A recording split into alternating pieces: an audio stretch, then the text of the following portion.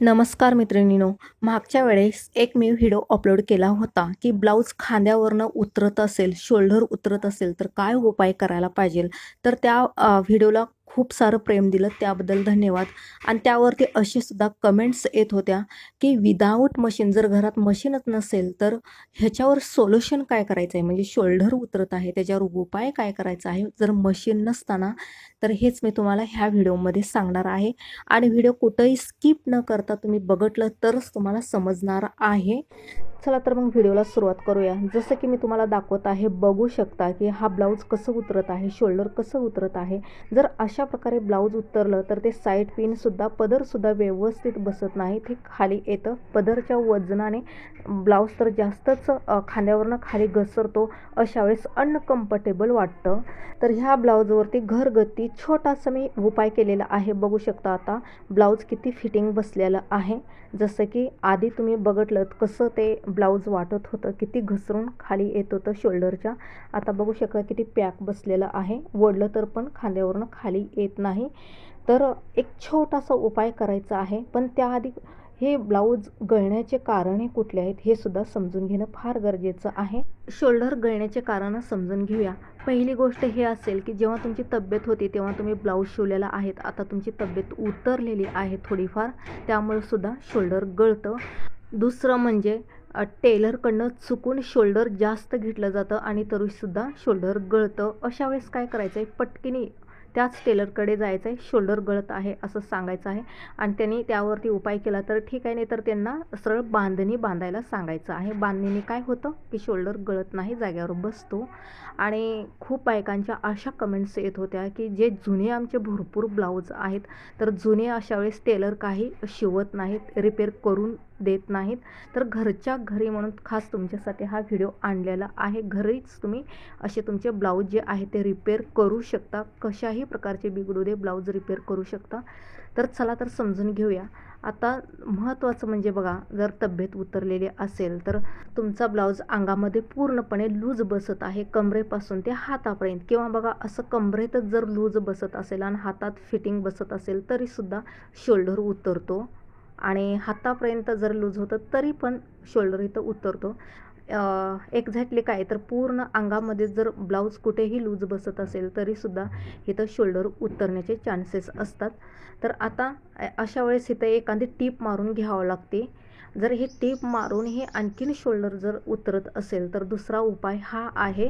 पण काय ह्या व्हिडिओमध्ये मी तुम्हाला सांगणार आहे की आता तुमच्या घरात मशीनच नाही तर टीप तर कशी मारणार, तर हे मी तुम्हाला महत्त्वाचं सांगणारच आहे. तर बघा, आता कमरेपासून ते हातापर्यंत टीप मारूनही शोल्डर उतरत असेल तर दुसरा इथं हा उपाय केला जातो. बघा इथं शोल्डर, जिथं शोल्डर जॉईंट केलेला आहे बघू शकता. आता इथं तिरकीशी अशी शिलाई करावी लागते, बघा इथून अशी. तर इथं जर शिलाई तुम्ही केला तर तुमचं 100% शोल्डर हे उतरणार नाही, मी गॅरंटी देते. आधी कमरेत मारून बघायचं आहे. तरी पण जास्त शोल्डर गळत असेल तर तुम्ही इथं हे करू शकता, इथं टीप मारायचं आहे. पण तुम्ही जर घरात असा उपाय केला, सुई दोऱ्याच्या साह्याने जर तुम्ही इथं शिवलात तर ते टाके बाहेरच्या बाजूने दिसतात, सरळ बाजूने दिसतात आणि ते बेकार दिसतं, बरोबर दिसत नाही. त्यामुळे तुम्ही इथं हात शिलाईसुद्धा करू शकत नाही. कितीही बारीक करा हात शिलाई पण ते दिसतातच. आता इथं सुद्धा तुम्ही हात शिलाई जर करण्याचा प्रयत्न केला तरीसुद्धा नाही होणार, कारण ते दिसतंच कुठं तर बघा, असं सीध्या बाजूने ते मोठे मोठे धागे दिसतात, त्यामुळे ते बेकार दिसतं. आणि दुसरं म्हणजे आता कमरेत लूज होत आहे, तर कमरेत लूज झाल्यानंतर काय होतं की हा ब्लाऊज पाठीमागं असं उभा राहतो. तुम्ही अनेक जणाचे बघितला असाल किंवा तुमचा एखादा ब्लाऊज असेल, पाठीमागे ब्लाऊज उभारणं हा खरं तर जरा बरोबर वाटत नाही, बेकार वाटतं. तर अशा वेळेस बघा, मी तुम्हाला किती खडून इथं मार्किंग करून दाखवलेलं आहे. वरनं फक्त अर्धा इंच आणि बाजूने जेवढं लूज होईल तेवढं एक अर्धा ते 1 इंचापर्यंत तुम्ही हात शिलाई करू शकता तिथे. तेवढं काही दिसत नाही आणि कमरेमध्ये फिटिंग ब्लाऊज बसणार आहे. हा सुद्धा तुम्हाला उपाय सांगितलेला आहे. तर आता मेन महत्त्वाच्या प्रश्नाकडे आपण आलेला आहोत, नीट लक्ष द्या. आता तुमच्याकडे मशीन नाही तर त्याच्यावर हा उपाय करायचा आहे.